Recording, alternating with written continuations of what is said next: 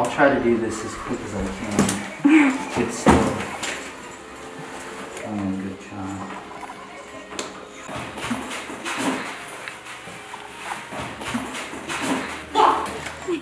What's that?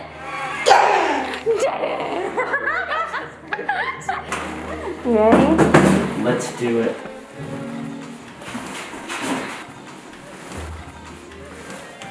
Papa.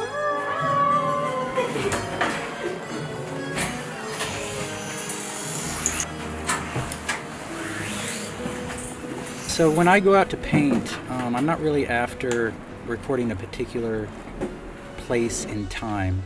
It's more about a feeling of a place. Working in New York and any plein air situation, but especially New York, things are changing constantly. The sun's always moving.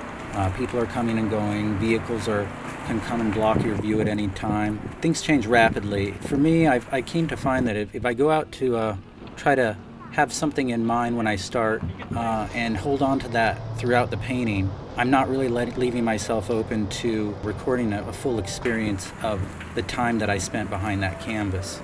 A composition will draw me to a scene. Usually it's based on lighting conditions that I think are maybe interesting, that create shadows and things like that. But even on maybe an overcast day, maybe it's just an interesting building or interesting grouping of things, cars, people that kind of draw me to a scene. And I use that as a jumping off point. And I just keep painting.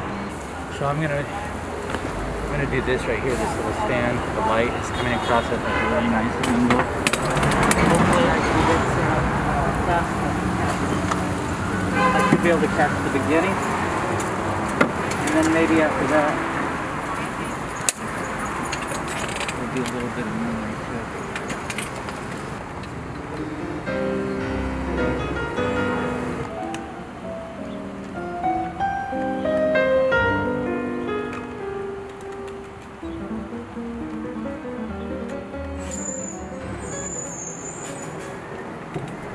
The main thing is our hands and fingers and toes. I'm a plein air artist. I work in New York City. I live on the Upper West Side of Manhattan, and I paint the neighborhoods in which I live. When I set out to paint, I bring a carefully curated bag of tools influenced by the French Impressionist painters of the late 19th century. I paint exclusively outdoors. I consider myself an all-weather painter, painting in all environments, rainy, snowy, windy, cold, hot. I think that this adds to the sincerity of my artwork.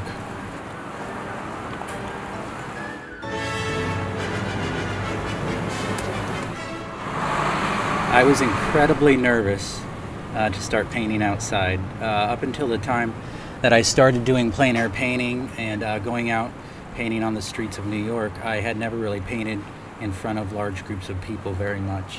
I did most of my work in the studio, and even then I really didn't allow too many people to even come in the studio and watch me work. It was about probably a year or so into our relationship before I even let my wife watch me paint.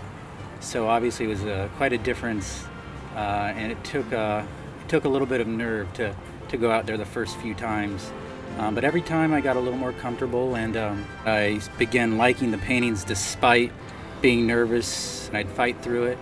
And at some point I do think that actually being out in the environment, having people watch me paint, just kind of added to what I was going for as far as creating a sense of the place and being in the place, and a sense of where I was in the environment.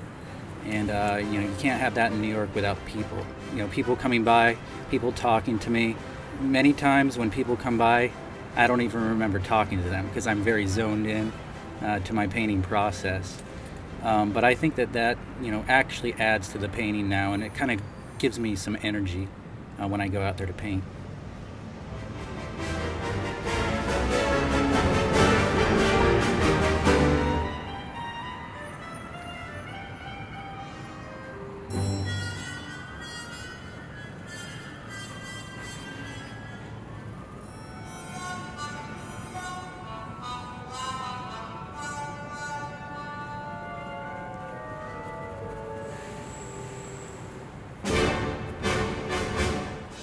I think great art is something that makes you look at it. I think it's something that makes you stand there and maybe look at it for more than a few seconds. They say the average amount of time someone looks at a piece of art in a museum is somewhere around 7 seconds.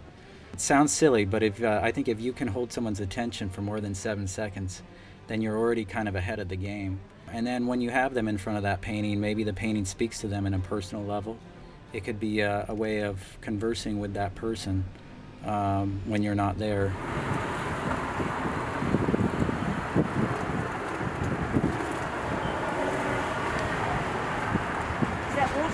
No. Oh, it's oil. Oh, it's oil. Yes, Yeah. yes, I see. Right. Yeah, I see. You paint? Yeah, I do.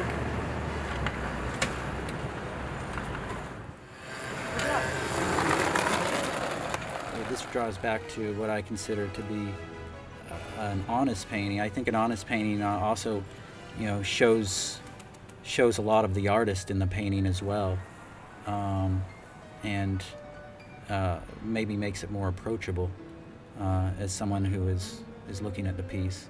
Great art, I think, probably speaks. Everyone has something different to say, and people like me maybe just want to speak about the art, speak about the painting.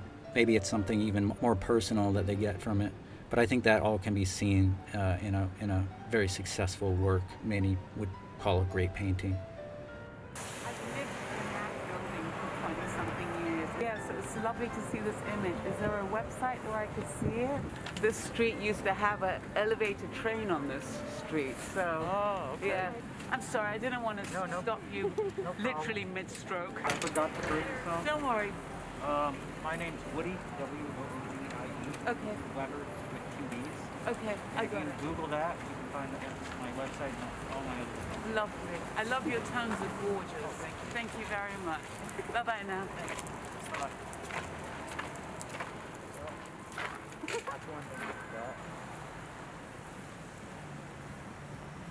Usually I've been good lately.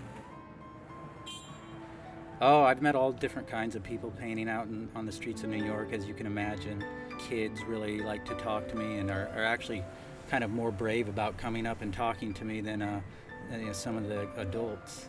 And they'll be just as honest as well. But I like to hear all the feedback. A lot of times I'll be thinking that a painting isn't going in the direction I'd like, and I get a little spark from somebody walking by. It would kind of guide me.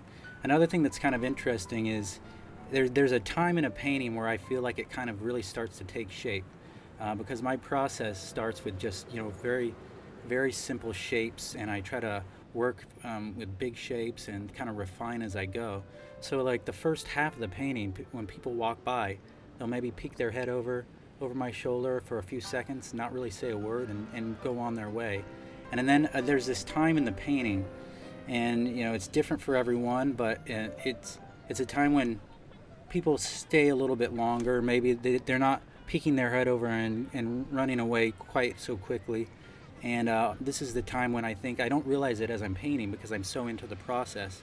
But it's, I think, a time when it becomes it turns from these abstract shapes and bigger shapes into something that's more recognizable and maybe something that they see in front of them right there.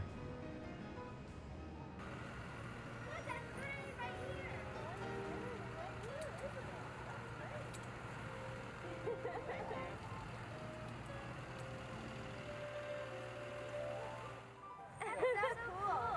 Thank you. How long did it take you to make it? Oh, 2.5 hours. Oh my gosh, wow. That's great. Lena takes art classes. That's great. Yeah. Very cool. Thanks for Yeah, good luck. Keep painting.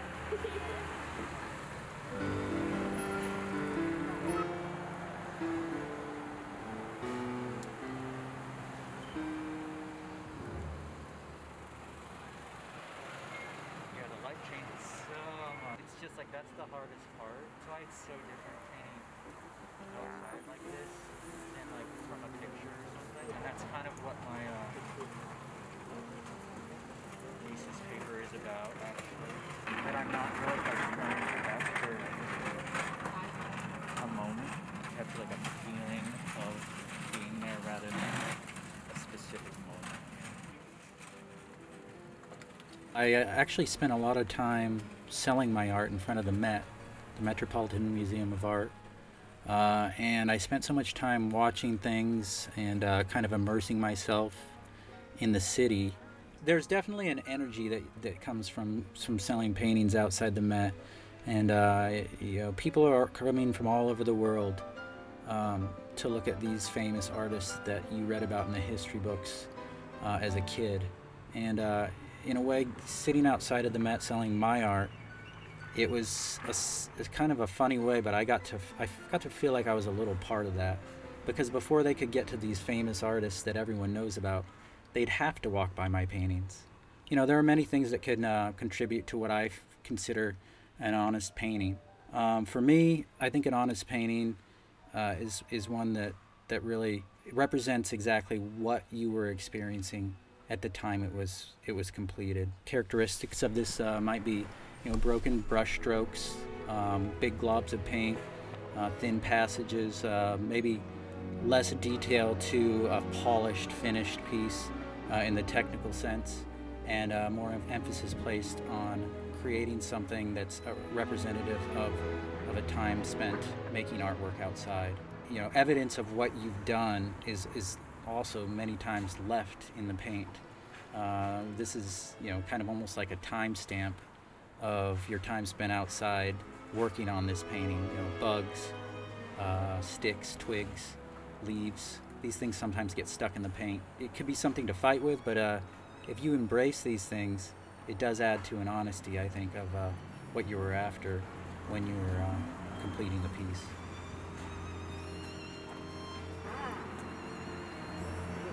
It's so good. Thank you. I get into a rhythm almost, and nothing's really going to come in between me and that rhythm. I can stop to even have a conversation for a moment or two, but nothing's really going to keep me away from that painting and recording that place for too long.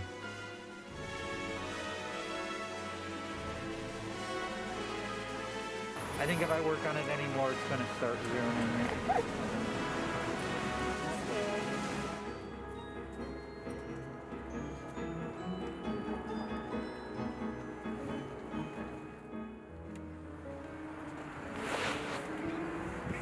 There.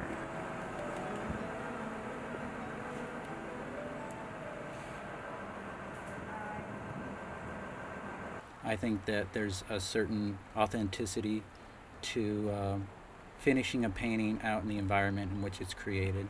I've found in the past that anytime I try to tinker with something, it may technically strengthen a painting, but I think that the overall aura that a painting has while producing it out in the open air is something that should be held on to.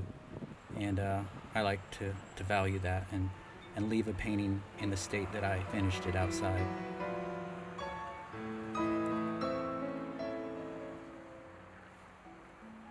Send you a pic of our, I finally got ours mounted and framed. Oh, great. I would love to see that. Yeah. Like I said, we love it. My wife loves it. Thank you so much. Oh, no problem. Thank you. Yeah. Have a good day now. Yeah, you too. You bought one of my paintings. I actually painted this building. He lived there. He came out when I was painting it and said, buy that from you. Much like the act of meditation or prayer, working in such a manner provides me with inner fulfillment and facilitates a connection between myself and the natural world. It imparts meaning and supplies context. It helps clarify who I am and allows me to better understand what it is to be an individual living in New York City.